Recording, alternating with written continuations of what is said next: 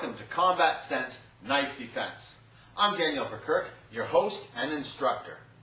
If you wish to get involved in other ways or view some of our past episodes, you're welcome to visit us online at www.combatsense.tv. Here in episode 6, we'll be covering Combat Sense actions and reactions from defending against an attacker with a knife. Whenever you're confronted with anybody with a knife, your best defense is probably going to be to get away as far as you can, as fast as you can. Now you never want to be in a situation, and you never want to risk the chance of being in a confrontation with somebody with a knife.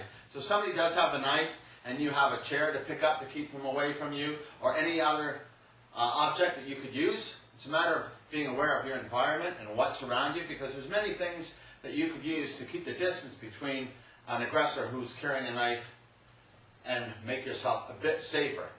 You do not want to have to be in a situation to fight somebody with a knife, because it's probably one of the most dangerous instruments possible.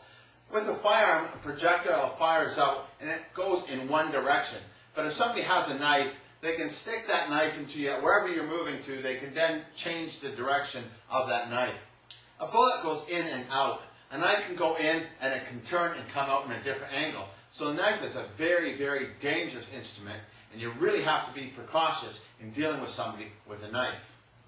In this situation, if I have a knife and I'm attacking my opponent, and as I come to hit him, he comes in blocking, coming to do a technique on me, palm strike, and going to take me down to the ground in this position. Now, the problem with that is, if I come to stab him and he hits me and I go to fall down, I'm taking the knife with me. And when the knife comes with me, it might stick him.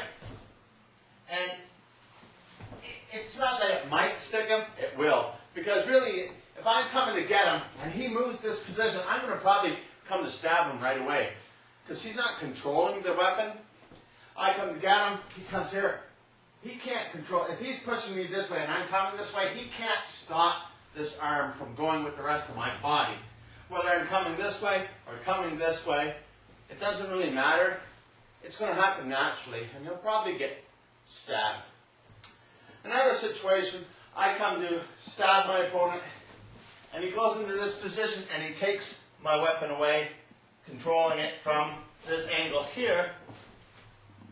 Now, what's wrong with this situation is, if I'm coming to stab him and he's doing this, again, I'm going to probably fall down. I'm still controlling my blade.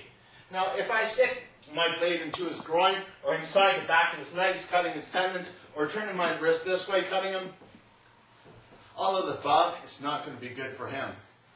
So the mistake he's making is he's not really controlling the weapon. So you really have to be aware of this. Another situation, I may come to slash my opponent from this position. He comes in to block me, going to do a technique where he might knock me down or something. Again, he's not controlling the blade. The blade is connected to my wrist. My wrist has a lot of mobility. Now if I come to slash my opponent and he comes in blocking me, hitting me, I'm going to go with that hit probably. And if I go with that hit, I'm slicing his neck. Everything he does, he thinks he's defending himself. Actually, these things are probably going to get you killed on the streets from somebody who has a weapon. Because if somebody has a weapon, they don't want to give it up. And you really have to know how to control the weapon. And if you don't have that skill and ability, you're probably going to be seriously injured. Okay, now with the roles reversed, if my attacker came to stab me with the knife, I jump out of the way in this position, grabbing it with this arm that's in line with the other arm. This arm is still out. I may pull his arm into a straight arm bar to take away the knife. If I intercepted his arm and he was pulling it back, I'd make it come back towards him. And as he falls, he just might cut his own throat. Now as he comes back up here, a few things that you have to be aware of. If he came to attack me and I moved out and I grabbed onto this, he can walk around with his body in this position and the knife would be able to cut my arm. So that's one of the reasons why when he came to stab me, that I moved out and intercepted with this arm. Because where my body is, I still have the control from this side. If this arm is holding on to him, I don't have control from this side. It's very important to know. The number one thing is get your body out of the way.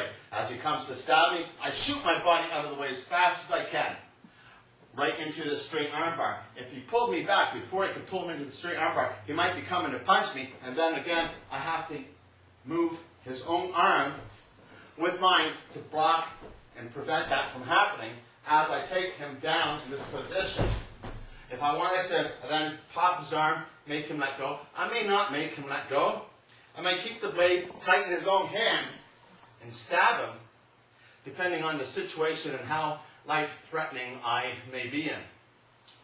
Now, in this position here, your opponent comes to slash you. And as he's coming to slash me, I'm moving out of the way. As I move out of the way, I intercept his hand.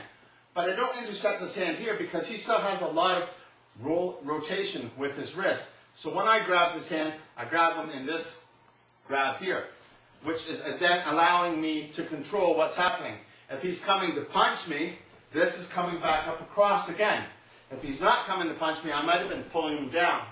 If his arm was pulling him back, again I would take him down. So it all depends on the resistance of the attacker. You're not really trying to make somebody do something, because as I go to take him, it'd be nice. I could just take him and pop his arm off my chest, hyperextending his elbow as I pull in here, preventing him from coming around, saving his arm. If he did pull his knife back, he might get his own knife back inside him, because if I'm pulling it and he's pulling it back, and then all of a sudden I let that resistance go, he's probably going to get it. But I've got to be most aware of this other hand, because if somebody really wants to fight you, they're going to be going nuts. That hand is coming, and you have to block. And as you block, again, you move outside of your own arm. It's just that your arm is holding on to his blade, so when he comes to punch, you're going to move in this position. Again, allowing you to take your opponent down, which is very important here. Now another situation is, he may have drew the knife back to slash me towards my neck. And as he comes to do that, I explode in. As I explode in, I'm grabbing in this position here. I'm actually striking him with the blade of my hand into his carotid artery. After I do this, I'll pull his arm back to this position here. Again, if he keeps the knife here, he's going to be feeding it into his own neck. Here in this situation, you always have to be aware of what your opponent can do. That makes combat sense. Combat sense is the most important thing. It's most likely what's going to save your life sometime. This concludes Combat Sense Season 1, Episode 6. Don't forget to visit us online at www.combatsense.tv and become part of the Combat Sense solution to personal defense. Until next season, let Combat Sense be with you.